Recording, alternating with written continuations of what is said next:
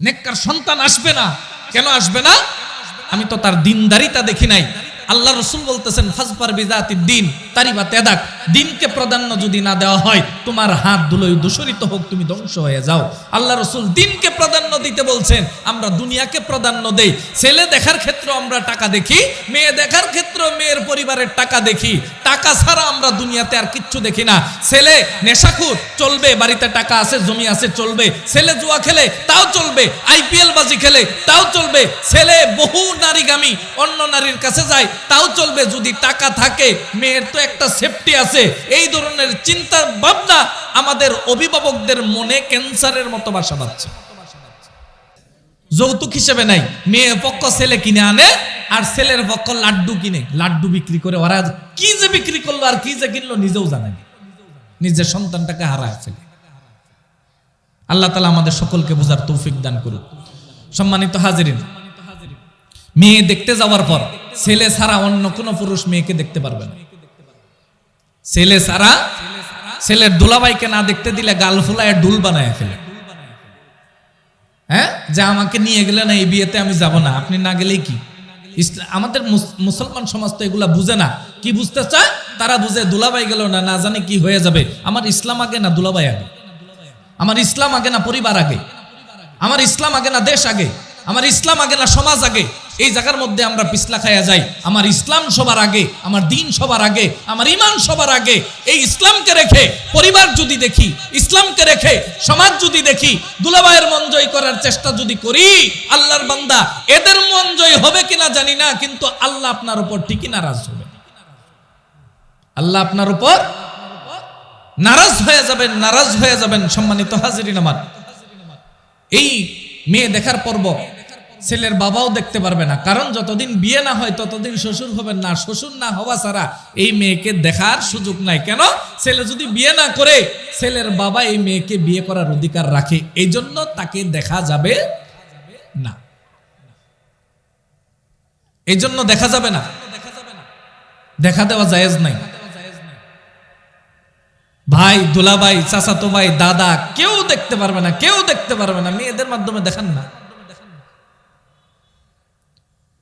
প্রথম দিন শেষ হওয়ার পরে এরপরের দিন আরেকটা যেই গুরুত্বপূর্ণ ইস্যু তৈরি হয়, সেটা হলো মোহর নির্ধারণের দিন, আর হলো পণ নির্ধারণের দিন। পণ, মোহর নির্ধারণ কি করে? আল্লাহ রাসূল সাল্লাল্লাহু আলাইহি ওয়াসাল্লাম বলতেছেন, সবচেয়ে বরকতময় বিয়ে ওইটা যেটার মধ্যে মোহর কম হয়। মোহর কম হয়। আমাদের অভিভাবকদের চিন্তা কি, মোহর যত বেশি হবে বিয়ে ততদিন টিকে থাকবে। বিয়ে টিকানোর মালিক কি মোহর নাকি আল্লাহ?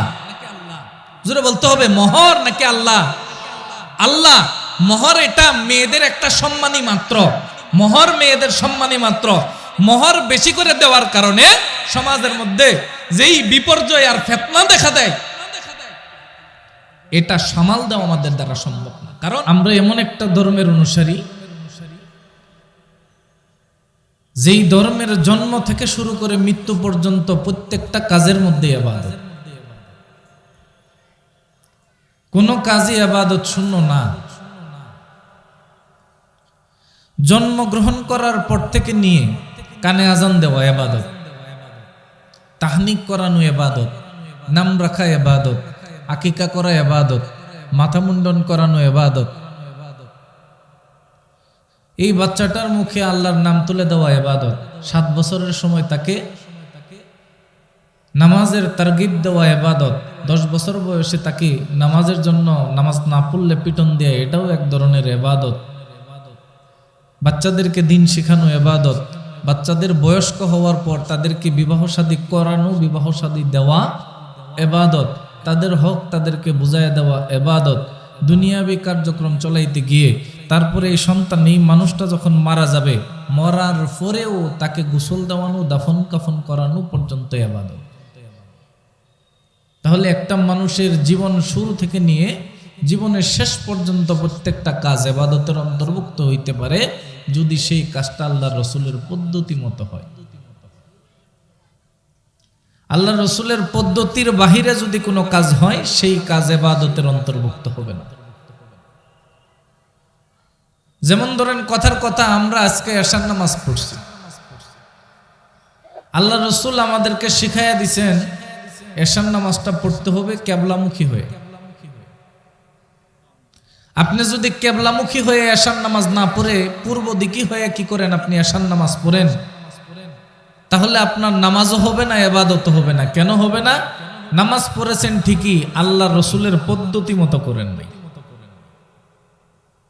নামাজ পড়েছেন ঠিকই, আল্লাহ রসুলের পদ্ধতি মতো না হওয়ার কারণে নামাজটা কি হয় নাই? গ্রহণযোগ্য হয় নাই।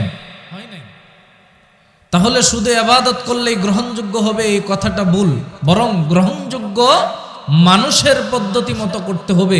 গ্রহণযোগ্য মানুষকে আল্লাহ রসুল সাল্লাল্লাহু আলাইহি ওয়াসাল্লাম ওনার মতো যদি আমাদের কাজ হয়ে যায়, তাহলে দেখবেন আমাদের কাজ দুনিয়াতেও দামি হবে, আল্লাহর কাছেও দামি হবে। আমাদের জীবনের যতগুলো ইবাদত আছে, যতগুলো কাজ আছে, এর মধ্যে অন্যতম কাজ হলো বিয়ে শাদী। এই বিয়ে শাদীর ব্যাপারে আমাদের সমাজের মধ্যে যেই সমস্ত প্রচলিত ভুল পদ্ধতিগুলো হয়ে আসতেছে, এই বিষয়ে ইনশাআল্লাহ আলোচনা করার চেষ্টা করব। আল্লাহ তাআলা আমাকে এই বিষয়ে পূর্ণাঙ্গ আলোচনা করার তৌফিক দান করুন। সম্মানিত হাজিরিন, বিবাহ কাকে বলে? কারণ বিয়ে একটা ইবাদত। বিয়ে একটা কি? ইবাদত নাকি অন্য কিছু? ইবাদত। তাহলে বিয়ের হুকুমটাই বলি। বিয়ে কখনো ফরজ, কখনো ওয়াজিব, কখনো সুন্নত, কখনো জায়েজ, কখনো মাকরু, কখনো হারাম। আর আমরা সবাই শুধু একটা বিধান জানি, সেটা হলো বিয়ে করা সুন্নত। বিয়ে করা সুন্নত। সময়ের সাথে সাথে বিবাহের হুকুমও কি হয়ে যায়? পরিবর্তন হয়ে যায়। কোনো ব্যক্তি গুনাহ থেকে বাঁচার একেবারেই আশঙ্কা নাই, গুনার মধ্যে, জেনার মধ্যে পড়ে যাওয়ার 100% গ্যারান্টি, 100% গুনাতে পড়বে, ওই ব্যক্তির বিবাহ করার পর স্ত্রীকে ভরণ পোষণ, শারীরিক চাহিদা থেকে শুরু করে যাবতীয় ফর্মালিটি তার মধ্যে আছে, তাহলে ওই ব্যক্তির বিয়ে করা ফরজ। তখন আর সুন্নত থাকবে না। কোন ব্যক্তি আশঙ্কা আছে বিয়ে যদি না করে, আগেরটা 100% গুনায় পড়ার আশঙ্কা আছে, 100% পড়ে যাবে। এখন আশঙ্কা আছে, হতে পারে বিয়ে যদি না করে জিনায় লিপ্ত হয়ে যাবে এবং ভরণ পোষণের যাবতীয় ক্ষমতা তার আছে, এই মুহূর্তে বিয়ে করা ওয়াজিব। এই মুহূর্তে বিয়ে করা ওয়াজিব। আরেক ব্যক্তি বিয়ে করার ক্ষমতা আছে, দক্ষতা আছে, কিন্তু নিজের উপর কি আছে? আত্মবিশ্বাস আছে। বিয়ে যদি আপাতত না করি, আপাতত গুনাহে লিপ্ত হব না, এই মুহূর্তে বিয়ে করা সুন্নাত। কিন্তু চাহিদা থাকতে হবে। কি থাকতে হবে? চাহিদা থাকতে হবে। 3 নাম্বার, 4 নাম্বার, কোন ব্যক্তির চাহিদাও এতটা নাই কিন্তু ভরণ পোষণের ক্ষমতা আছে, ওই ব্যক্তির জন্য বিবাহ করা জায়েজ। কোন ব্যক্তির চাহিদা কম, অর্থাৎ স্ত্রীকে আনার পর সে ভরণ পোষণ করতে পারবে কিনা এই ব্যাপারে সন্দিহান, সন্দেহ জাগে মনের মধ্যে, শারীরিক অক্ষমতা মনের মধ্যে আছে, অথবা অর্থনৈতিক অক্ষমতা আছে, মনের মধ্যে সন্দেহ জাগে, ওই মুহূর্তে বিয়ে করা মাকরু। আর কোন ব্যক্তি যদি এই ব্যাপারে নিশ্চিত, বিয়ে করে আনার পর স্ত্রীকে চালাইতে পারবে না, টাকা দিতে পারবে না, খরচ দিতে পারবে না, সময় দিতে পারবে না, তার কাছে যাইতে পারবে না, তাহলে ওই ব্যক্তির জন্য বিয়ে করা হারাম। ওই ব্যক্তির জন্য বিয়ে করা হারাম। তাহলে আমরা কথায় কথায় বলি যে বিয়ে করা সুন্নত, এই কথাটা ভুল। কারণ সবার জন্য হুকুম এক না। যাকাত কারোর জন্য দেওয়া ফরজ, কারোর জন্য নেওয়া জায়েজ। কিন্তু যেই যাকাত দিতে পারে সে কোনোদিন যাকাত নিতে পারবে না। একই বিধান, কারোর জন্য এক হুকুম, আরেকজনের জন্য আরেক হুকুম। যেমন নাকি মুসাফির, কোন ব্যক্তি যদি 77 কিলোমিটারের উপরে অন্য কোথাও গিয়ে সফর করার নিয়তে বাড়ি থেকে বের হয়, তাহলে জোহরের নামাজ তার জন্য কয় রাকাত? 2 রাকাত। আসরের নামাজ তার জন্য কয় রাকাত? 2 রাকাত। এশা তার জন্য কয় রাকাত? 2 রাকাত। কেন? সে সফরের নিয়ত করে বের হয়েছে, চাই সেখানে যতদিনই থাকুক না কেন 15 দিনের কমে যদি নিয়ত করে, তাহলে ওই ব্যক্তি 4 রাকাত বিশিষ্ট নামাজগুলোকে 2 রাকাত পড়বে। কারো জন্য 4 রাকাতই রয়ে গেছে, কারো জন্য 4 রাকাত 2 রাকাত হয়ে গেছে। এই জন্য বলি, কখনো কখনো ইবাদতের বিষয়গুলো ব্যক্তি সাপেক্ষে, স্থান সাপেক্ষে, কাল সাপেক্ষে পরিবর্তন হয়ে যায়, পরিবর্তন হয়ে যায়। বিবাহ কাকে বলে? বিবাহ একটা চুক্তির নাম। চুক্তির নাম মানে মোহরের বিনিময়ে স্ত্রীকে উপভোগ করার নামই হলো বিবাহ। মোহরের বিনিময়ে, মোহর ছাড়া হবে না। আমাদের সমাজের মধ্যে 80% মানুষ স্ত্রীর মোহর দেন, স্ত্রীর কাছে ক্ষমা চায় না, অথচ তারা ক্ষমা করে না। আপনি গ্যারান্টি দেন ক্ষমা করে না, কেন ক্ষমা করে না? আপনাকে বাসর রাতে অথবা পরের রাতে আপনাকে ক্ষমা করে দিছে, হঠাৎ করে স্ত্রী এটাকে তালাক দেন না, দেখবেন মামলা করে পুলিশ দিয়ে দরায় হইলেও আপনার কাছ থেকে মোহর আদায় করে। তাহলে ক্ষমাই যদি করে দিছে, মামলা কেন করলো? ক্ষমাই যদি করে দিবে, মামলা কেন করলো? তার দ্বারা বোঝা যায় কোনো স্ত্রী ক্ষমা করে না, সাময়িকভাবে আপনার সাথে সম্পর্ক ভালো আছে, ওই টাকা সে ভুলে থাকে। দুনিয়ার আদালতেই যদি আপনাকে দাঁড় করাইতে চায়, যদি দেখে আখেরাতের আদালতে ওই মোহরের টাকার বিনিময়ে 1 টাকার বিনিময়ে 1 টাকার 6 ভাগের 1 ভাগের বিনিময়ে 6 ভাগের 1 ভাগের বিনিময়ে যদি 700 কবুল নামাজের মতো সওয়াব পাওয়া যায়, তাহলে 1 লক্ষ টাকা মোহর বানছে, সে কতগুলো টাকার কি পাবে? নামাজ পাবে। ওই নামাজ পাইলে জান্নাতে তার কি পরিমাণ মর্যাদা বাড়বে। তখন দেখবেন যে স্বামী স্ত্রী দুনিয়ার মধ্যে এত মহব্বত ছিল, হঠাৎ করে উল্টা যাবে, আমার মোহর দাও নাহলে যাইতে দিব। তাহলে কি দিব না? যাইতে দিব না। এই জন্যই বলি স্ত্রীর মোহর আদায় করে দেওয়া, স্ত্রীর মোহর আদায় করে দেওয়া। এমনও অনেক মুরব্বী আছে যাদের বিয়ের মোহরই বাঁধা হয়, যাদের বিয়ের কি বাঁধা হয় নাই? মোহর বাঁধা হয় নাই। বিয়ের মোহর নির্ধারণ করা ছাড়াও বিয়ে হয়। কিভাবে হয়? আপনার মোহরটা তাহলে কি হবে? ওই মেয়ের বোনের মোহর কি ছিল, ওই মেয়ের বংশী অন্যান্য চাচাতো বোন, ফুফাতো বোন, ওর মতো সুন্দরী মেয়ের যেই লেভেলের সুন্দরী, এই মেয়ের ওই বংশের আর কার মোহর কেমন, তার মায়েরটা কেমন ছিল, তার বোনেরটা কেমন ছিল, এর উপর ভিত্তি করে তার মোহরও ধার্য করতে। এটাকে বলে মোহরে মিছিল। এটাকে বলে মোহরে মিছিল। বিবাহের মধ্যে 2টা জিনিস খুবই ইম্পর্টেন্ট। একজনে প্রস্তাব দিবে, আরেকজনে গ্রহণ করবে। একজনে প্রস্তাব দিবে, আরেকজনে গ্রহণ করবে। সামনে 2 জন সাক্ষী থাকবে, বিবাহ হয়ে গেছে। এই জন্য আমাদের অনেকের দাদারা আছেন, অনেক দাদারা আছেন, আমি খুব কথাগুলো মনোযোগ দিয়ে শুনবেন।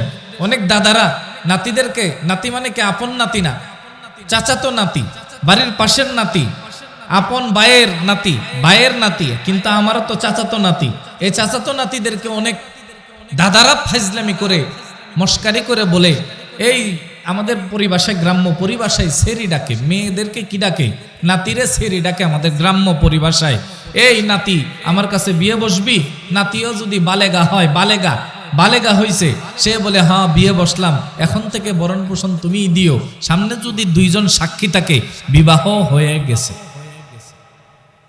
বিবাহ হয়ে গেছে। কেন বিয়ে হয়ে গেছে? আমি আপনাদেরকে আগেই বলছি, একজনে প্রস্তাব দিবে, আরেকজনে গ্রহণ করবে, সামনে 2 জন সাক্ষী হইলেই হবে। সামনে 2 জন সাক্ষী হইলেই হবে। দাদা এ প্রস্তাব দিছে, নাতি কি করছে? গ্রহণ করছে।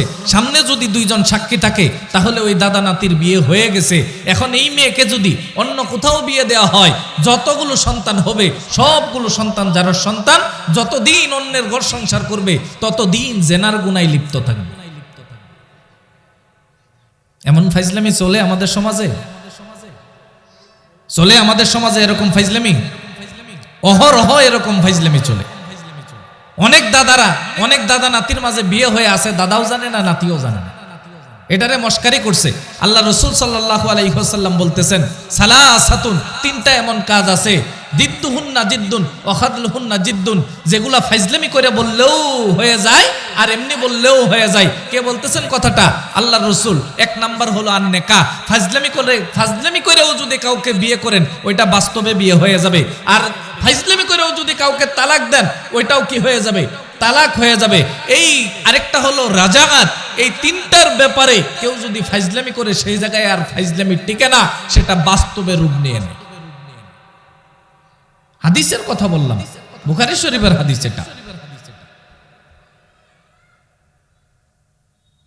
এগুলা কি হয় না, ফাইজলামি টিকে না, এটা বাস্তবে রূপ নিয়ে নেয়। অনেক দাদারা পর্যন্ত এগুলা ফাইজলামি করেন। আজকে থেকে তওবা করেন, এই ধরনের ফাইজলামি আর করবেন না, এবং মনে মনে নিয়ত করেন যতগুলো নাতিকে এগুলা ফাইজলামি করছেন, মনে মনে কি মুখ দিয়ে বইলে ফেলবেন, ওই নাতিরে তালাক দিলাম। এখন আর কাজ নাই তো আপনার, কারণ বিয়ে তো করে ফেলছেন। অন্তত পক্ষে তাকে তো জিনা থেকে বাঁচাবেন, আপনি তাকে জিনা থেকে বাঁচাইতে হবে না। আপনি যে তাকে এই আপনাদের একটা ভুল বোঝাবুঝির কারণে কি হয়ে গেছে, বিয়ে শাদী হয়ে গেছে। দেখবেন অনেক দাদির কি মারা গেছে, স্বামী মারা গেছে, বাড়ির পাশের নাতিরা কি করে দাদিকে এসে বলে, দাদি তোমার দাদা তো মারা গেছে, এখন তুমি আমার কাছে বিয়ে বসো। দাদি বলে যে আমি তোমার কাছে যাও, বিয়ে বসলাম, তাহলে ওই দাদি আর এই নাতির সাথে বিয়ে হয়ে গেছে। সাক্ষী থাকলেই কি হয়ে গেছে, বিয়ে হয়ে গেছে। এটা চাচাতো দাদির কথা বললাম। আপন দাদা যদি আপন নাতিকে বিয়ের কথা বলে, আপন দাদা কিন্তু নাতিকেও কি করে, ফাইজলামি করে না। আপন দাদা নিজের নাতিকে বলে, এই ছেলে তোরে কিন্তু আমি বিয়ে করবো, এই মেয়ে এই নাতি তোরে কিন্তু আমি বিয়ে করবো। এর চেয়ে নিকৃষ্ট ফাইজলামি আর কিছু হইতে পারে না। কারণ কোন বাবা তার মেয়েকে বিয়ের কথা বলতে পারবে না। বাবা যেমন মেয়েকে বিয়ে করতে বলার কথা নিকৃষ্ট, দাদা তেমন নাতিকে বিয়ে করার কথা বলাটাও নিকৃষ্ট। কারণ বাবার জন্য মেয়ে যেমন হারাম, দাদার জন্য নাতিও তেমন হারাম। বাবার জন্য মেয়ে যেমন হারাম, দাদার জন্য নাতিও তেমন কি হারাম। কয়দিনের জন্য হারাম? চিরস্থায়ী হারাম, কিয়ামত পর্যন্ত। কিয়ামতকে এরপরেও যদি আরো কিছু হয়, তারপরেও দাদা কোনোদিন নাতিকে বিয়ে করতে পারবে না। তাদেরকে চিরস্থায়ীভাবে মাহরাম সাব্যস্ত করে দিয়েছেন। কে করে দিয়েছেন? আল্লাহ রাব্বুল আলামিন করে দিয়েছেন। এই জায়গায় নাতিকে বিয়ে করতে চাওয়া একেবারে হীনমন্যতা, নিকৃষ্টতা ছাড়া আর কোনো কিচ্ছু না। নিকৃষ্টতা ছাড়া আর কিচ্ছু না। অনেক নাতি আপন দাদিকে বিয়ে করতে চায়, আপন দাদিকে, দাদি তুমি আমার কাছে বিয়ে বসো। ফাইজলামি করে, কিসের মতো, শালীর মতো, শেলিকার মতো ফাইজলামি করে দাদির সাথে। আপন মায়ের সাথে ফাইজলামি করা যেমন কথা, দাদির সাথে ফাইজলামি করা এমনই কথা। কারণ মা যেমন হারাম, দাদিকেও তেমন চিরস্থায়ী হারাম করে দেওয়া হয়েছে। দাদিকে কেউ বিয়ে করতে পারবে? জীবনও সম্ভব না, জীবনও সম্ভব না। দাদি কোনোদিন নাতির জন্য হালাল হবে না, জীবনে কোনোদিন কি হবে না, হালাল হবে না। আবার দেখবেন অনেক সময় চাচারা বাতিজাদেরকে ঠাট্টা করে বলে, এ বাতিজা তোমার মেয়েরা আমার কাছে বিয়ে দাও। চাচা বাতিজারে কি কয়, তোমার শরীরে আমার কাছে বিয়ে দিয়ে দাও, আমাদের কি পছন্দ হয় না জামাই হিসেবে? ফাইজলামি করে বলে। তখন বাতিজায় কয়, ঠিক আছে চাচা বিয়ে দিয়ে দিলাম, সামনে দুইজন সাক্ষী থাকলে বিয়ে হয়ে যাবে। সামনে দুইজন সাক্ষী থাকলে কি হয়ে যাবে? বিয়ে হয়ে যাবে। এই জায়গার মধ্যে একটা মাসআলা হলো, ওই ব্যক্তির মেয়ে যদি নাবালেগ হয় তাহলে বিয়ে হয়ে যাবে, যদি সাবালেগ হয় বিয়ে মওকুফ থাকবে, স্থগিত থাকবে। মেয়ের কাছে অনুমতি নিতে গেলে মেয়ে যদি অনুমতি দেয় বিয়ে সাব্যস্ত হবে, অনুমতি না দিলে বিয়ে ক্যান্সেল হবে। মেয়ে যদি নাবালেগ থাকে তাহলে কি হয়ে যাবে? বিয়ে হয়ে যাবে। আর মেয়ে যদি সাবালেগ হয়, অনুমতি নেওয়ার পর, অনুমতি নিতে যাওয়ার পর, তাকে বলার পর মেয়ে যদি কি দেয়, সায় দেয়, তাহলে বিয়ে হবে। আর মেয়ে যদি না করে দেয়, নাকচ করে দেয়, তাহলে বিবাহ কি হয়ে যাবে? বাতিল হয়ে যাবে। এই জন্য সম্মানিত ভাইয়েরা, আমি বলি এই সমস্ত ফাইজলামি থেকে নিজেদেরকে বের করে আনেন, নিজেদেরকে বের করে আনেন। সাময়িকভাবে কিছু হাস্যরসের কারণে আমাদের অনেক মেয়ে, অনেক ঘর থেকে যারা সন্তান অদেদারছে, যারা সন্তান হইতেছে, আমরা জানিও না এই সন্তানটা হালাল না হারাম, হালাল সন্তান না হারাম সন্তান আমরা জানিও না, আমাদের জানার বাহিরে। এই ধরনের ফাইজলামি আজকে থেকে আর করবেন না ইনশাআল্লাহ, নাকি? আরেকটা হারাম ফাইজলামি, যেমন নাকি চাচা শ্বশুর ভাতিজার বউকে বলে তোমার বাবা কই গেছে, তোমার কি কই গেছে, তোমার বাপ কই গেছে। বাপ দ্বারা কাকে বোঝাইছে? তার স্বামীকে বোঝাইছে। তোমার বাপ কই গেছে মানে তোমার স্বামী কই গেছে, স্বামীকে বাপ বানায় দিছে। স্বামীকে যদি বাপ বানায় দেয়, বলেন বাবার জন্য কি মেয়েকে বিয়ে করা জায়েজ আছে? তাহলে এটা হারাম ফাইজলামি না? আল্লাহ তাদেরকে হালাল বানায় দিছে, আপনি কেন হারাম বলতেছেন তাকে? তার মানে সে বাবার সাথে ঘর সংসার করতেছে। এত নিকৃষ্ট ফাইজলামি আমাদের সমাজের মধ্যে প্রচলিত, এগুলা নিয়ে আলোচনা নাই, এগুলো নিয়ে আলোচনা হওয়া দরকার। এই জিনিসগুলো বন্ধ হওয়া দরকার। কেন বন্ধ হওয়া দরকার? মানুষ জানেও না কি গুনাহ করতেছে,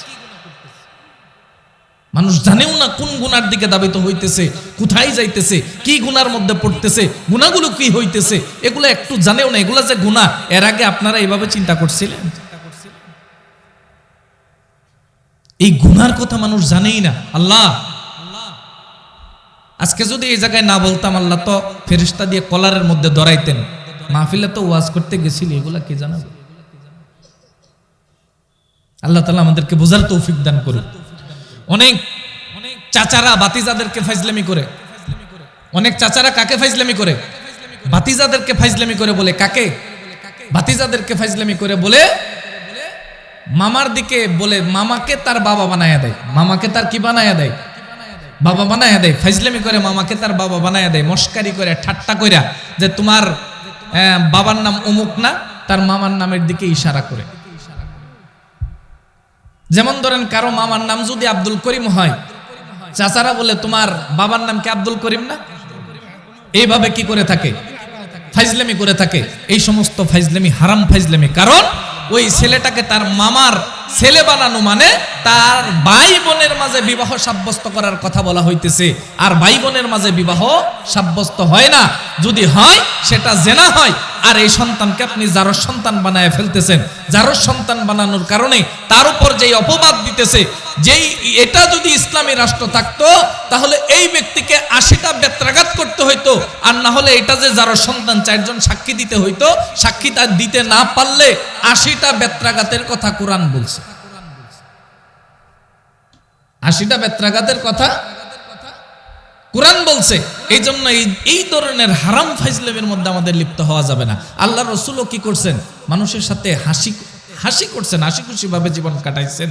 কিন্তু এরকম নিকৃষ্ট মানের হাসি খুশি আমাদের সমাজে, মুসলমান সমাজে প্রচলিত, যার কারণে দেখা যায় কোনটা থেকে কি হইতেছে একবারও কেউ চিন্তা ভাবনা করে না। ভাবার কোনো চিন্তা ভাবনাই কারণ নাই। এগুলা করলে যে আমার জীবন নষ্ট হয়ে যাইতেছে, একবারও এই কথাগুলো কেউ ভাবে না। আল্লাহ তাআলা আমাদের সকলকে বুঝার তৌফিক দান করুক। সম্মানিত হাজিরিন, আমাদের বিবাহের সর্বপ্রথম যে বিষয়টা আমরা করি সেটা হলো মেয়ে দেখা দেখি।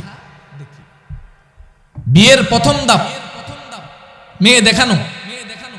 বর্তমান এমন একটা নিকৃষ্ট সময় চলে আসছে, আমাদের জেলা শহরগুলো থেকে শুরু করে বিভাগীয় শহরগুলোর মধ্যে এগুলা সয়লাভ হয়ে গেছে। কি সয়লাভ? মেয়ে আর ছেলে স্কুলে পড়ে, কলেজে পড়ে, তারা প্রথমে কি করবে না, বিয়ে শাদীর ব্যাপারে কি হবে না, তাদের আপত্তি থাকতে পারে। এই জন্য তারা একসাথে একই হোটেলের মধ্যে, একই বাসার মধ্যে লিভ টুগেদার করে, লিভ ইন, এটার নাম দিছে তারা লিভ ইন, মানে একসাথে থাকবে। একসাথে থাকার পর 6 মাস পর্যন্ত একসাথে থেকে তারা সিদ্ধান্ত নিবে এখন বিয়ে করবে কি করবে না। এই ধরনের সমাজকে আমাদের সভ্য সমাজ এটাকে কি বলে? ফ্যাশন বলে। আর ইসলাম এটাকে জলজন্ত জেনা বলে। ইসলাম এটাকে কি বলে? জলজন্ত জিনা বলে।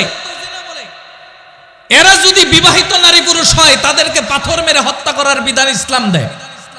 আর যদি বিবাহিত নারী পুরুষ না হয়, অবিবাহিত হয়, এই জিনার মধ্যে যদি লিপ্ত হয়, একবারের কারণে 80টা করে আযানিয়াতু ওয়াজানি ফাজলিদু কুল্লা ওয়াহিদিন মিনহুমা মিয়াতা জালদা, 100টা করে চামড়ার বেত দিয়ে কইসে বাড়ি দেওয়ার কথা ইসলাম বলছে। জেনার কাছে যাবে, কইসা বাড়ি দেওয়ার কথা ইসলাম বলছে। আমাদের সমাজের মধ্যে মেয়েদেরকে আমরা পণ্য হিসেবেই বানায় ফেলছি। কেন বানায় ফেলছি? মেয়ে দেখানোর সিস্টেম কখন? যখন বিয়ের কথা মোটামুটি পাকাপোক্ত হয়ে গেছে, ছেলে দেখলেই পরের ধাপ বিয়ে, ছেলে দেখার পরের ধাপটাই বিয়ে, ওই মুহূর্তে ছেলেকে দেখাবেন। কিন্তু আমাদের অবস্থা হয়ে গেছে মেয়েগুলো কুরবানির পশুর মতো, যে আসতেছে তাকেই দেখাইতেছে, যে আসতেছে তাকেই দেখাইতেছি। ইসলাম কি বলে? ইসলাম বলতেছে তাদের সাথে কথাবার্তা পূর্ণ করার পর যখন মেয়েটার বিয়ের দাব কাছায় আসবে তখন ছেলে মেয়েকে দেখতে পারবে, ওই মুহূর্তে দেখাবেন। তাও কি দেখাইতে পারবেন? শুধু মুখটা দেখাইতে পারবেন, হাত দেখাইতে পারবেন। একাকি তাদেরকে রুমের মধ্যে আলাপচারিতায় লিপ্ত করতে দিতে পারেন না। একাকি রুমের মধ্যে ছাইরা দেওয়া যাবে না। তোমাদের কোনো ব্যক্তিগত কথা থাকলে বলতে পারো, এই ব্যক্তিগত কথার ফ্যাশন পশ্চিমাদের মধ্যে থাকতে পারে, ইসলামের মধ্যে নাই। পশ্চিমাদের মধ্যে থাকতে পারে, ইসলামের মধ্যে নাই। অত্যন্ত দুঃখের বিষয়, আগে একটা সময় মুরব্বীরা পাত্রী দেখতে গেলে তাদেরকে জিজ্ঞেস করতো কোরআন কয় খতম দিছ, কোরআন পড়তে পারো কিনা। মেয়েদেরকে কোরআনের কথা জিজ্ঞেস করতো, তাদেরকে রান্নাবাড়ির কথা জিজ্ঞেস করতো, গৃহস্থলীর কাজ কারবারের কথা জিজ্ঞেস করতো। অত্যন্ত দুঃখের সাথে পরিতাপের সাথে বলতে হয়, সেই দিন পাল্টে গেছে, সেই যুগ পাল্টে গেছে। এখনকার মেয়েদেরকে দেখা হয় সে কোন ভার্সিটিতে পড়েছে, কিভাবে পড়েছে, নষ্টামি করুক আর ফাস্টামি করুক, এগুলা মানুষ আর দেখে না। বর্তমানে পাত্রী পছন্দ করে টিকটকে, পাত্রী পছন্দ করে ফেসবুকে, যার কারণে দেখা যায় এই সমস্ত পাত্রীর পেট থেকে কোনো নেককার সন্তান জন্ম নেয়। নেককার সন্তান আসবে না। কেন আসবে না? আমি তো তার দিনদারিতা দেখি নাই। আল্লাহ রসুল বলতেছেন ফাজফার বিজাতিদ দ্বীন তারিবা তেদাক, দিনকে প্রাধান্য যদি না দেওয়া হয় তোমার হাত ধুলোয় দূষিত হোক, তুমি ধ্বংস হয়ে যাও। আল্লাহ রসুল দিনকে প্রাধান্য দিতে বলছেন, আমরা দুনিয়াকে প্রাধান্য দেই। ছেলে দেখার ক্ষেত্রে আমরা টাকা দেখি, মেয়ে দেখার ক্ষেত্রে মেয়ের পরিবারের টাকা দেখি। টাকা ছাড়া আমরা দুনিয়াতে আর কিচ্ছু দেখি না। ছেলে নেশাখোর চলবে, বাড়িতে টাকা আছে, জমি আছে, চলবে। ছেলে জুয়া খেলে তাও চলবে, আইপিএল বাজি খেলে তাও চলবে। ছেলে বহু নারীগামী অন্য নারীর কাছে যায় তাও চলবে, যদি টাকা থাকে। মেয়ের তো একটা সেফটি আছে। এই ধরনের চিন্তা ভাবনা আমাদের অভিভাবকদের মনে ক্যান্সারের মতো বাসা বাঁধছে। যৌতুক হিসেবে নাই, মেয়ে পক্ষ ছেলে কিনে আনে আর ছেলের পক্ষ লাড্ডু কিনে, লাড্ডু বিক্রি করে। ওরা কি যে বিক্রি করলো আর কি যে কিনলো নিজেও জানেন, নিজের সন্তানটাকে হারায় ফেলে। আল্লাহ তাআলা আমাদের সকলকে বোঝার তৌফিক দান করুন। সম্মানিত হাজিরিন, মেয়ে দেখতে যাওয়ার পর ছেলে ছাড়া অন্য কোনো পুরুষ মেয়েকে দেখতে পারবে না। ছেলে ছাড়া, ছেলের দুলাভাইকে না দেখতে দিলে গাল ফুলায় ডুল বানায় ফেলে। হ্যাঁ, যে আমাকে নিয়ে গেলে না এই বিয়েতে আমি যাব না, আপনি না গেলেই কি? আমাদের মুসলমান সমাজ তো এগুলা বুঝে না। কি বুঝতে চায়? তারা বুঝে দুলাভাই গেল না, না জানে কি হয়ে যাবে। আমার ইসলাম আগে না দুলাভাই আগে? আমার ইসলাম আগে না পরিবার আগে? আমার ইসলাম আগে না দেশ আগে? আমার ইসলাম আগে না সমাজ আগে? এই জায়গার মধ্যে আমরা পিছলা খাইয়া যাই। আমার ইসলাম সবার আগে, আমার দিন সবার আগে, আমার ঈমান সবার আগে। এই ইসলামকে রেখে পরিবার যদি দেখি, ইসলামকে রেখে সমাজ যদি দেখি, দুলাভাইয়ের মন জয় করার চেষ্টা যদি করি, আল্লাহর বান্দা এদের মন জয় হবে কিনা জানি না, কিন্তু আল্লাহ আপনার উপর ঠিকই নারাজ হবে। আল্লাহ আপনার উপর নারাজ হয়ে যাবেন, নারাজ হয়ে যাবেন। সম্মানিত হাজিরিন আমার, এই মেয়ে দেখার পর্ব ছেলের বাবাও দেখতে পারবে না, কারণ যতদিন বিয়ে না হয় ততদিন শ্বশুর হবেন না। শ্বশুর না হওয়া ছাড়া এই মেয়েকে দেখার সুযোগ নাই। কেন? ছেলে যদি বিয়ে না করে, ছেলের বাবা এই মেয়েকে বিয়ে করার অধিকার রাখে, এই জন্য তাকে দেখা যাবে না। এই জন্য দেখা যাবে না, দেখা দেওয়া জায়েজ নাই। ভাই, দুলাভাই, চাচাতো ভাই, দাদা কেউ দেখতে পারবে না, কেউ দেখতে পারবে না। মেয়েদের মাধ্যমে দেখান না। প্রথম দিন শেষ হওয়ার পরে এরপরের দিন আরেকটা যেই গুরুত্বপূর্ণ ইস্যু তৈরি হয়, সেটা হলো মোহর নির্ধারণের দিন, আর হলো পণ নির্ধারণের দিন। পণ, মোহর নির্ধারণ কি করে? আল্লাহ রাসূল সাল্লাল্লাহু আলাইহি ওয়াসাল্লাম বলতেছেন, সবচেয়ে বরকতময় বিয়ে ওইটা যেটার মধ্যে মোহর কম হয়। মোহর কম হয়। আমাদের অভিভাবকদের চিন্তা কি, মোহর যত বেশি হবে বিয়ে ততদিন টিকে থাকবে। বিয়ে টিকানোর মালিক কি মোহর নাকি আল্লাহ? জোরে বলতে হবে, মোহর নাকি আল্লাহ? আল্লাহ। মোহর এটা মেয়েদের একটা সম্মানী মাত্র। মোহর মেয়েদের সম্মানী মাত্র। মোহর বেশি করে দেওয়ার কারণে সমাজের মধ্যে যেই বিপর্যয় আর ফিতনা দেখা দেয়, এটা সামাল দেওয়া আমাদের দ্বারা সম্ভব না। কারণ কিছু 2-1 বছর আগে চট্টগ্রামের মধ্যে একটা ডাক্তার 50 লক্ষ টাকা দিয়ে কি করছিল, এক মেয়েকে বিয়ে করছিল। 50 লক্ষ টাকা দেওয়ার তার ক্ষমতা নাই। মেয়ে তার সামনে অন্য একটা পরপুরুষকে নিয়ে এসে ঘরের মধ্যে থাকে। মেয়েকে যদি তালাক দিতে চাই, দেও আমার 50 লাখ টাকা, দেও 50 লাখ টাকা। এই ডাক্তারের নাম ছিল ডাক্তার সাগর। আপনারা হয়তোবা পত্রিকার মধ্যে খোঁজ নিলে 2 বছর আগে আপনারা দেখতে পারবেন, 2-3 বছর আগে সে এই স্ত্রীর কর্মকাণ্ড মেনে নিতে না পারে নিজের মাথায় পিস্তল ঠেকায় গুলি করে আত্মহত্যা করছে। গুলি করে আত্মহত্যা করছে।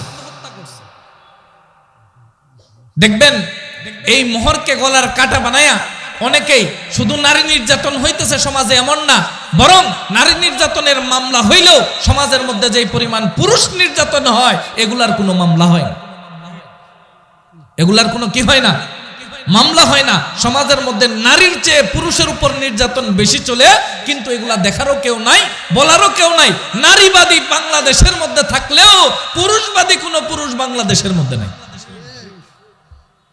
পুরুষবাদী পুরুষ নাই, যার কারণে দেখা যায় পুরুষেরা বিভিন্ন জায়গায় নির্যাতিত হয়। সারা বাংলাদেশে সার্ভে করে কিছুদিন আগে একটা জায়গায় জরিপের মধ্যে দেখলাম প্রায় 13,500 মানুষের মতো লোক আত্মহত্যা করে 1 বছরের মধ্যে, এর মধ্যে প্রায় 6,500 পারিবারিক অশান্তিতে আত্মহত্যা করে। পারিবারিক অশান্তি প্যারা নিতে পারে না, আত্মহত্যা করে। আল্লাহ তাআলা আমাদের সকলকে বোঝার তৌফিক দান করুক। সম্মানিত হাজিরিন, মোহরটা কমায় ধরার চেষ্টা করবেন যাতে ছেলে নগদ আদায় করে দিতে পারে, ঝুলাইয়া যেন না রাখে। এটা বান্দার হক। মোহর দেওয়ার পর আমাদের সমাজের মধ্যে আরেকটা জিনিস হলো, সেটা হলো যৌতুক প্রথা। এটা একটা নিকৃষ্ট প্রথা। যৌতুক প্রথা নিকৃষ্ট প্রথা। যেমন ধরেন কথার কথা, অনেকে যৌতুক কিভাবে চায় জানেন? যৌতুক চায় যে জামাই যেদিন নামবো এদিন একটা চাবি দিলেই চলবে।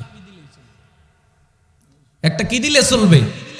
চাবি দিলে চলবে। বুঝেন নাই? চাবি কিসের চাবি? মোটর সাইকেলের চাবি। তাও আবার একটা না, ডাবল ডিক্সের লাগবে। ডাবল ডিক্সের লাগবে, আর না হলে নিবে না। জামাইকে তো দিতেই হবে। জামাইয়ের সাথে কুলদনি হিসেবে জামাইয়ের যে দুলাভাই যাবে না, এদের 2 হাতে 2টা স্বর্ণের আংটি দিলেই চলবে, আর কিচ্ছু লাগবে না। পুরুষের জন্য এমনি তো স্বর্ণের আংটি ব্যবহার করা, স্বর্ণের জিনিস ব্যবহার করা জায়েজ নাই। আবার কুলদনিটাকে জামাইকেই তো দেওয়া, এগুলা চুক্তি করে জায়েজ নাই। আবার জামাইয়ের দুলাভাইকে আপনি নিয়ে দিতেছেন, এগুলা মেয়ের পরিবারের উপর জুলুম করতেছেন। এই অত্যাচারের হিসাব আল্লাহর কাছে দিতে হবে। এই অত্যাচারের হিসাব আল্লাহর কাছে দিতে হবে। মেয়ের পরিবারও লুবি। কেন লুবি? ছেলের সম্পদ দেখে যখন এগুলা যৌতুক দাবি করতেছে, তোর মুখে লাথি। কেন লাথি? তোর মতো ছেলে না হইলেও আমার চলবে, তোর বাড়িতে আমার বিয়ে কেন দিতে হবে? তারাও মেনে নেই, নীরবে মেনে নেই, মেয়েটাকে বিয়ে দিতে হবে। ওই জায়গায় কেন দিতে হবে? আপনার সরকারি চাকরিজীবী কেন লাগবে? দিনদার লোক আপনি বেছে নিতেছেন না কেন? কেন দিনদার বেছে নিতেছেন না? দুষ্ট মেয়ের পরিবারেরও আছে, শুধু ছেলের পরিবারের দোষ দিয়ে লাভ কি? তারা সুযোগ দেয়, ছেলের পরিবার সুযোগ নেয়। সুযোগ নেয়। ঘটককে বলে রাখে, মেয়ে আমার একটাই, যা চাইবে তাই দিবে। মেয়ে আমার একটাই, যা চাইবে তাই দিবে। এ যা চাইবে তাই দিবে এই কথা বইলা ছেলের পরিবারের লুপ বাড়ায় দেয়। বর্ষির মতো লুপের টুপ ফেলায়। টুপ ফেলানোর পরে তারা এটাকে লুফে নেওয়ার চেষ্টা করে। এই লুফে নিতে গিয়ে মেয়ের পরিবারের লুবের কাছে অনেক পরিবারের ছেলে কুরবানি হয়ে যায়। সে আর মাকেও দেখতে যাইতে পারে না, বাবার সাথে কথাও বলতে পারে না।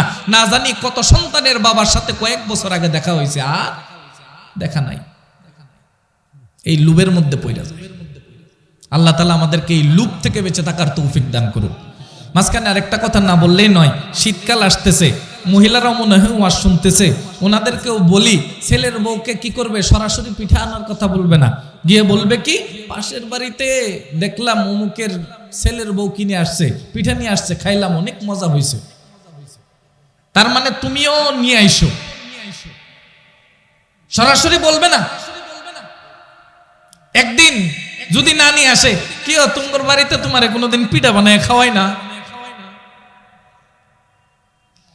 তোমার বাড়ির কোনো পিঠাই পাইলাম না দেখি এবার, শেষমেশ বইলেই ফেলায় তোমার আম্মারে কিছু পিঠা বানানোর জন্য।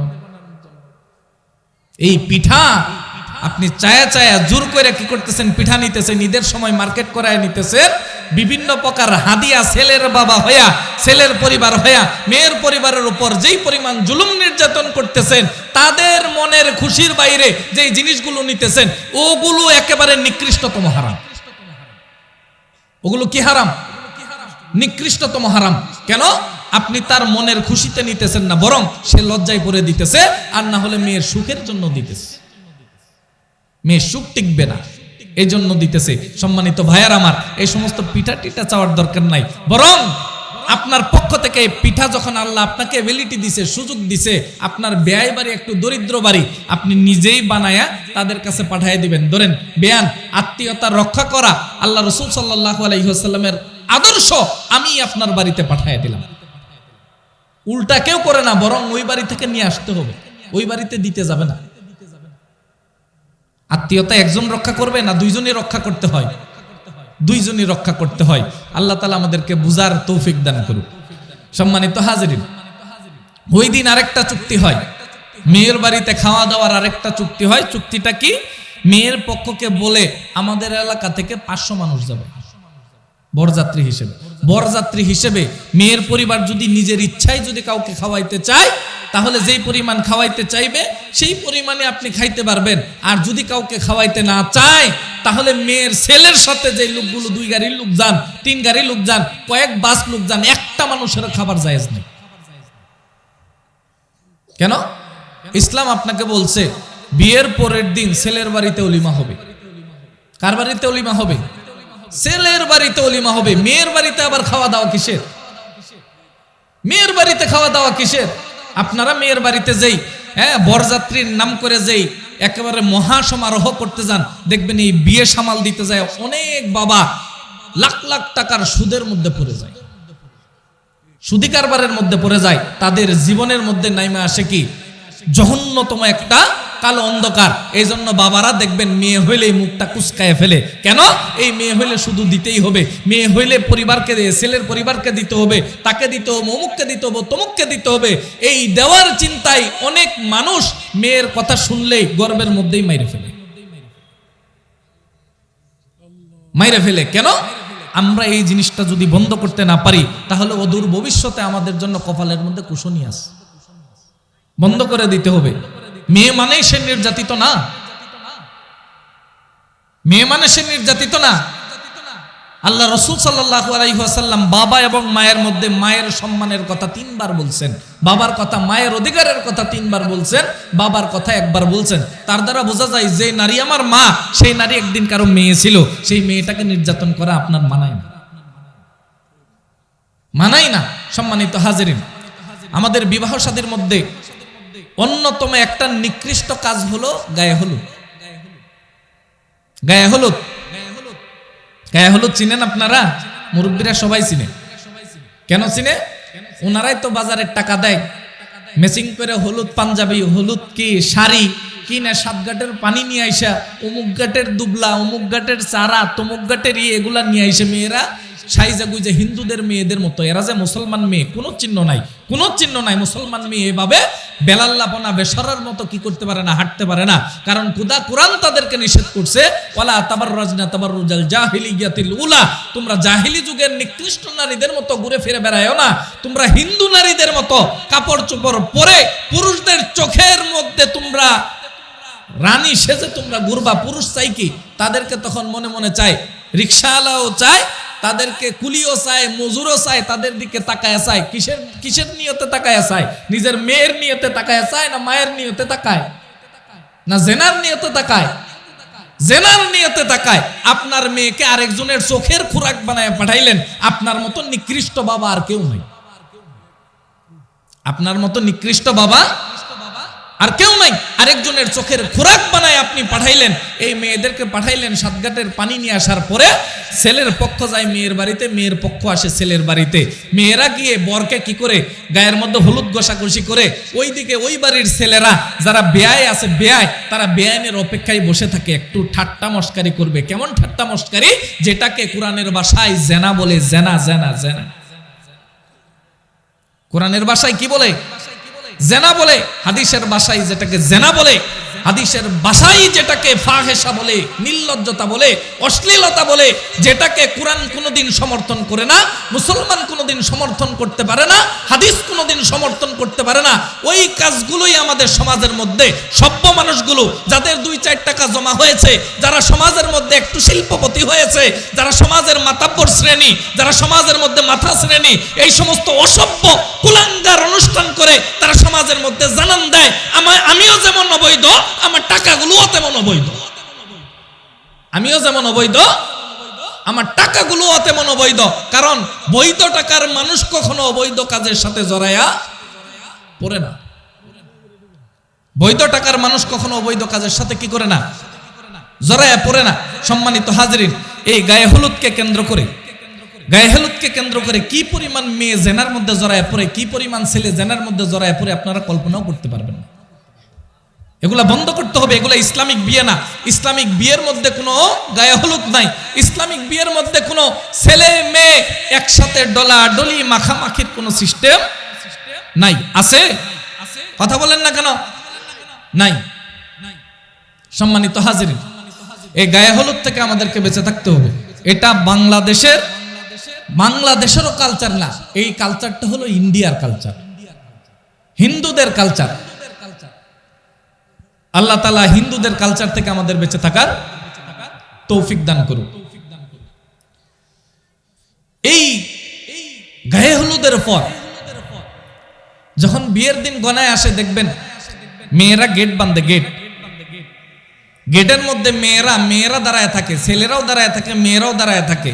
কি পরিমাণ অপ্রীতিকর ঘটনা ঘটে। আপনারা মুরব্বীরা যখন যুবক ছিলেন কি করছেন আপনারা চিন্তা করলেই পেয়ে যাবেন।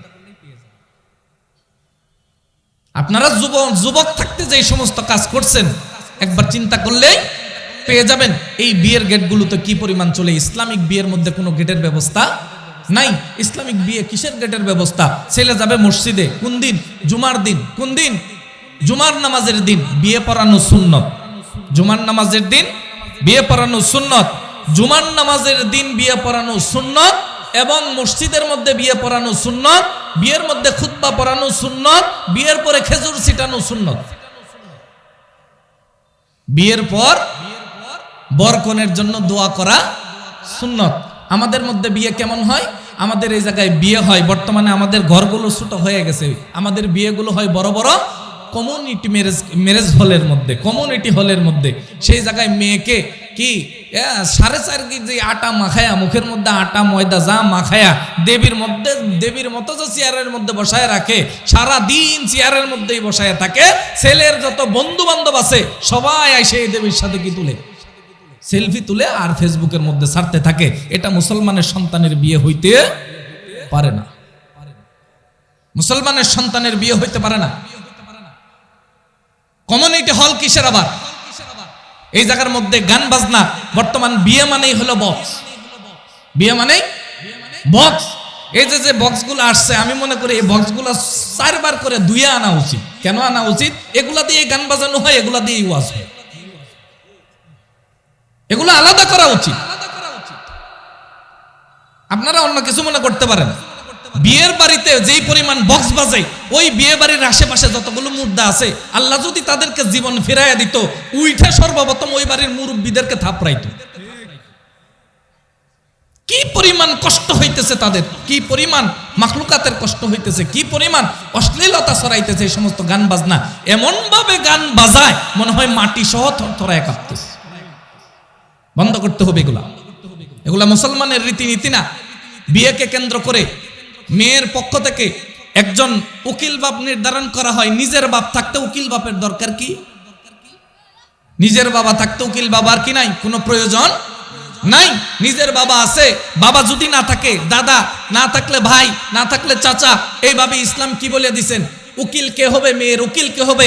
বাবা যদি থাকে মেয়ের কাছে গিয়ে মায়ের মাধ্যমে বা মেয়ের কাছে কি করবে, অনুমতি চাইবে। মেয়ে যদি কুমারী হয় তার অনুমতির পদ্ধতি ভিন্ন, হয়তোবা হালকা কান্না করবে, হয়তোবা মুচকি হাসবে, হয়তোবা চুপ থাকবে, হয়তোবা কি থাকবে, চুপ থাকবে।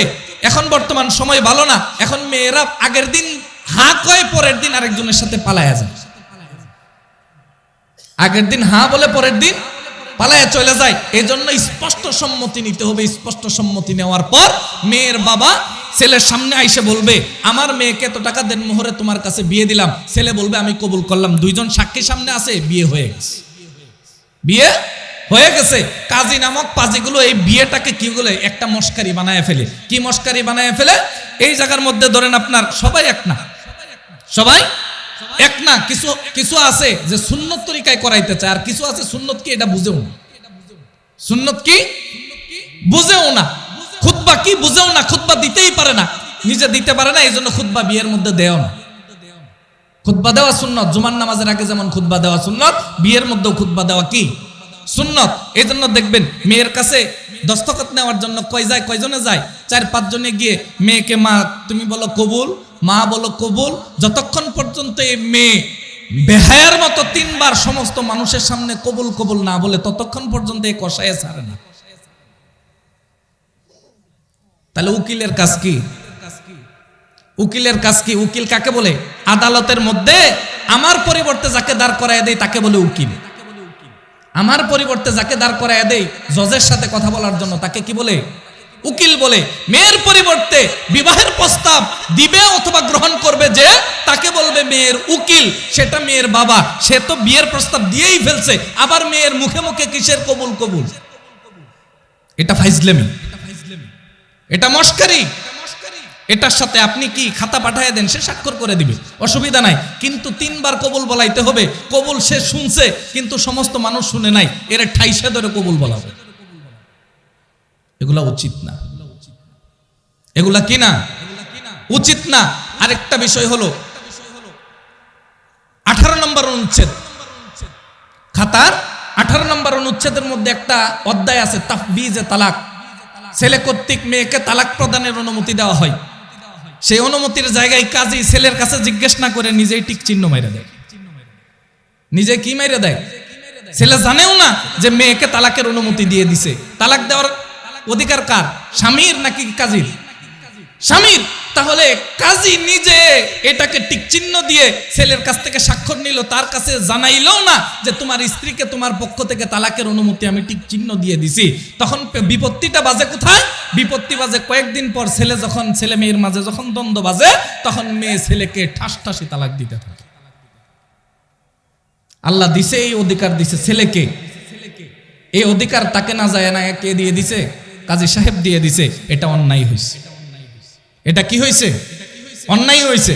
এজন্য দেখবেন 18 নম্বর অনুচ্ছেদ, আপনি কি করবেন? হ্যাঁ, ইচ্ছা হলে হ্যাঁ দিবেন, না হলে না দিবেন। যদি না করে দেন, মেয়ে কোনোদিন ছেলেকে আর তালাক দিতে পারবে না, জজ কোর্টে গেলেও পারবে না। কেন পারবে না? আপনি তো না দিয়ে দিছেন, আপনি তো হ্যাঁ দেন নাই। তাহলে মেয়ে কিভাবে আপনার কাছে নোটিশ পাঠায়? এটা ছেলের অধিকার। এখনো বাংলাদেশে অধিকার বলবৎ আছে। বাংলাদেশে অধিকার কি আছে? বলবৎ আছে। এই অধিকার কেউ কেড়ে নিতে পারে নাই। আমাদের সমাজের মধ্যে এই মেয়েকে তুলে দেওয়ার পর মেয়ের বাড়িতে যখন নামায়, তাকে বইরে নামায়। কিভাবে বইরে নামায়? দুবলা ঘাস, আম পাতা, কাঁঠাল পাতা, জাম পাতা, এগুলা দুয়া দিয়ে, দুনি দিয়ে এইভাবে কি করে মেয়েকে অথবা ছেলেকে বইরা নামায়। এটা হিন্দুদের পদ্ধতি, এটা মুসলমানের কোনো বইরা নামানির কোনো পদ্ধতি নাই। এই পদ্ধতির সাথে ইসলামের কোনো সম্পর্ক নাই। যেহেতু আমার সময় একেবারে সংক্ষিপ্ত, আমি অতি সংক্ষেপে কথাটা আমার শেষ করে দিতেছি। বিয়ের পরে আমাদের সবচেয়ে বড় যেই নিকৃষ্ট কাজটা হয় কি জানেন? বিয়ের পরে আমাদের যেই কাজটা সুন্নাহ, সেটা হলো অলিমা খাওয়ানো। অলিমা খাওয়ানোর জন্য আমরা অলিমার প্যান্ডেলের পাশে একটা ভিক্ষার কি বসায় দেই? টেবিল বসায় দেই। কিসের টেবিল? ভিক্ষার টেবিল। এটা যে ভিক্ষার টেবিল কেমনে বোঝায়? এই টিস্যুর বক্সটা ওদের সামনে রাখে না, রাখে হলে এই টেবিলের উপরে। কারণ হাত ধোয়ার জন্য এই টেবিলে আসতেই হবে, কারণ হাতের মধ্যে কি লাইগা আছে? তেল লাইগা আছে, এই জায়গায় আসতে হইলে 1000 2000 দিতেই হবে। এজন্য মানুষও চালাক, আসার আগে 4জন 5জনকে ভাড়া করে হইলেও নিয়ে আসে, 1000 টাকা দিমু, খালি খালি খেয়ে আসবো। 1000 টাকা। ইসলামের সাথে এগুলার কোনো সম্পর্ক নাই, এই লেনদেন ইসলামে নাই। ওলিমার দাওয়াত এমনি খাইতে আসবে, দোয়া করবে, চলে যাবে, শেষ। এমনি আসবে, দোয়া করবে, চলে যাবে। কিসের আবার টাকার টাকা, কিসের আবার হাদিয়া তোফা? আপনি মন চাইলে এমনিই দিবেন। ওই জায়গায় টেবিল বসাইতে হবে, যে টেবিল বসাইলো তার নিকৃষ্ট মন মানসিকতা এই জায়গার মধ্যে বোঝা যায় যে সে এটাকে ওলিমার দাওয়াত দেয় না, এটাকে ছোটখাটো মিনি হোটেল বানায় ফেলছে। ছোটখাটো মিনি হোটেল বানায় ফেলছে। এই হোটেল পূজারীদের থেকে আল্লাহ আমাদের বেঁচে থাকার তৌফিক দান করুক। আমাদের সমাজে আরেকটা সবচেয়ে নির্যাতিত সুন্নাত হলো, সেটা হলো মুসলমানি। মুসলমানি মানে কি? ছেলের পুরুষের একটু খালি চামড়া কাইটা দেওয়া, এটা হলো সুন্নত, কিন্তু আমাদের সমাজে বানায় ফেলছে। এটার ব্যাপারে কি খাইতে হবে? দাওয়াত খাওয়াইতে হবে। এই ব্যাপারে কি করতে হবে? অনুষ্ঠান করতে হবে, জাকজমক করে অনুষ্ঠান করতে হবে। আবার এর বাহিরেও টেবিল বসাইতে হবে, টেবিল বসাইতে হবে। মুসলমানি উপলক্ষে কোনো দাওয়াত নাই। মুসলমানি একটা ইবাদত। মুসলমানি করা কি? ইবাদত। এই ইবাদতের মধ্যে কোনো দাওয়াত নাই। নামাজ যেমন একটা ইবাদত, রোজা যেমন ইবাদত, সুন্নাত পড়া ইবাদত, পাগড়ি পরা ইবাদত, মিসওয়াক করা ইবাদত, ঠিক তেমনি ভাবে মুসলমানি করানো একটা কি? ইবাদত। এই জায়গায় শুধুমাত্র চামড়াটা কেটে দেওয়াই হলো সুন্নত, আর কোনো খাওয়া দাওয়ার কোনো ব্যবস্থাপনা নাই। এটাকে উল্লেখ করে উপাত্ত করে যদি কোনো দাওয়াতের আয়োজন করা হয়, ইসলামী শরীয়তের মতে এই দাওয়াত দেওয়াও জায়েজ নাই, এই দাওয়াত খাওয়াও জায়েজ নাই। কেন? আল্লাহ আমার জন্য নামাজ রাখছেন, ফজরের নামাজ কয় রাকাত? ফরজ 2 রাকাত। সেই জায়গায় যদি আমি 4 রাকাত পড়ি, নামাজ হবে? কেন হবে না? আমি তো ফরজ নামাজ আরো 2 রাকাত বাড়ায় পড়লাম। আল্লাহ না বেশি খুশি হওয়ার কথা? এই জন্যই খুশি হবেন না, কারণ যেতটুকু বলছেন ততটুকু পালন না করে এর চেয়ে বেশি করছি। এর চেয়ে কি করে ফেলছি? বেশি করে ফেলছি, বেশি করে ফেলছি। এই বেশি করার কারণে আল্লাহ আমার উপর নারাজ। মুসলমানের যতটুকু সুন্নত ততটুকু পালন করা। কিসের আবার মুসলমানের ডাকডুল পিটানো? কিসের আবার বিয়ের মধ্যে এত ডাকডুল পিটানো? হ্যাঁ, বিয়ের মধ্যে খুশি ততটুকুই হইতে পারবেন যতটুকু ইসলাম আপনাকে আনন্দ করতে বলছে। আনন্দ মানে এই না ধামধাম করে আপনি বক্স বাজাবেন। আনন্দ মানে এই না বাড়িতে আপনি অশ্লীলতা ছড়াবেন। আনন্দ মানে এই না এই বাড়িটাকে আপনি হিন্দুদের বাড়িদের মতো সাজাবেন। দেখবেন 1 সপ্তাহ আগে 2 মাইল পর্যন্ত কি থাকে? মরিচ বাতি জ্বালানো থাকে। কি একটা অবস্থা! এই বাড়িতে হাজি সাহেব আছে, হাজি সাহেবকে যদি বলা হয় আপনার বাড়িতে এগুলা চলতেছে, বক্স বাজতেছে, মানুষ কি করমুন, একটু তো আনন্দ করবই। এই হাজি সাহেব হলো জাহান্নামের চেয়ারম্যান। এই হাজি সাহেব জাহান্নামের কি চেয়ারম্যান? এই অনুমতি দিছে। এই অনুমতি না দিলে এই বাচ্চাগুলো এগুলো কাজ করতে পারতো না। এই বাচ্চাগুলো এই কাজ করতে পারতো না। সে যদি কঠোরভাবে বলতো আমার বাড়িতে খেলাফে সুন্নত, আল্লাহর রাসূলের সুন্নতের বিপরীত কোনো কাজ চলবে না, তো চলবে না। এই বাড়িতে কোনো সুন্নতের বিপরীতের কোনো কাজ হইতে পারতো না। তার দ্বারা বোঝা যায় এই হাজি সাহেবই এইগুলোর গুরু, এই মুরব্বী এইগুলোর গুরু। 5 ওয়াক্ত নামাজও পড়তেছে, এগুলোর মধ্যে জড়াইও আছে। যতদিন পর্যন্ত আপনার ইবাদতগুলো এই জিনিসগুলো থেকে সরাইতে না পারবেন, ছাড়াইতে না পারবেন, ততদিন আপনার ইবাদতের স্বাদ আপনার আসবে না। সেজদার মধ্যে ঠিকই সেজদা দিবেন, মন পইরা আছে আপনার ছেঁড়া জুতার মধ্যে, না জানি কে নিয়ে যায়, না জানি কে নিয়ে যায়। আপনার মন পড়ে আছে ক্ষেতের মধ্যে। কেন? আপনি ইবাদত তো করতেছেন, কিন্তু ইবাদতের মধ্যে যুগ লাগে আছে, এই যুগ তো আপনি ছাড়াইতে পারতেছেন না। ক্যান্সার হয়েছে, ক্যান্সার ছাড়াইতে পারতেছেন না। এই ক্যান্সার ছাড়ানোর জন্য মাঝে মধ্যে হক্কানি উলামায়ে কেরামের সাথে সম্পর্ক রাখা। সম্পর্ক রাখলে আপনার মধ্যে কি অসুখ আছে সেই অসুখটা, রোগটা ধরায় দিবে। সেই রোগের চিকিৎসা করলে আপনি ভালো হয়ে যাবেন। মনোযোগ আবার সেজদার মধ্যে আসবে। তখন দেখবেন সাহাবায়ে কেরাম নামাজে দাঁড়াইলে তীর খুললে যেই মজা বলতেও পারে নাই, এই মজা আপনিও পাবেন। পাইতেছেন না কেন? আপনার ইমানের মধ্যে ক্যান্সার ধরছে। আপনার ইমানে কি ধরছে? ক্যান্সার ধরছে। আপনার ইমানের মধ্যে কি হয়ে গেছে? একেবারে অবস্থা খারাপ। ওপেন হার্ট সার্জারি করা লাগবে আপনার ইমানের। আল্লাহর বান্দারা, এই বিয়ে শাদীর পর আর অনেক মনের মধ্যে অনেক কথাগুলো নিয়ে আসছিলাম, অনেকগুলো কথা নিয়ে আসছিলাম যে আজকে আপনাদের সাথে বলবো। বিয়ে শাদীর পর একটা লম্বা চূড়া একটা জীবন আছে, সেই জীবনটা কিভাবে পরিচালনা করবে, কিভাবে একটা সুখী সংসার আপনি গড়ে তুলবেন, এই ব্যাপারে লম্বা চূড়া একটা আলোচনা আছে। যেহেতু মেহমানরা বসে আছেন, ওনাদেরকে বসায় রেখে আলোচনা করা বেয়াদবি। ওনাদেরকে বসায় রেখে আলোচনা করা কি বেয়াদবি। আল্লাহ তাআলা আমাকেও ভবিষ্যতে হক কথা বলার এবং নিজে মানার এবং আপনাদেরকেও মানার তৌফিক দান করুক। সম্মানিত হাজিরিন, যেগুলো আলোচনা করলাম এগুলো আলোচনা একটু গভীরভাবে চিন্তা করবেন, আর বিশেষ করে যে ফাজলামির কথাগুলো বললাম এইগুলা থেকে বিরত থাকার চেষ্টা করবেন, কারণ এগুলা হালাল যেন অনেকে হারামের মধ্যে পড়ে যাইতেছে। আল্লাহ তাআলা আমাদের সকলকে তৌফিক দান করুক। ওয়া আখিরু দাওয়ানা আলহামদুলিল্লাহি রাব্বিল আলামিন।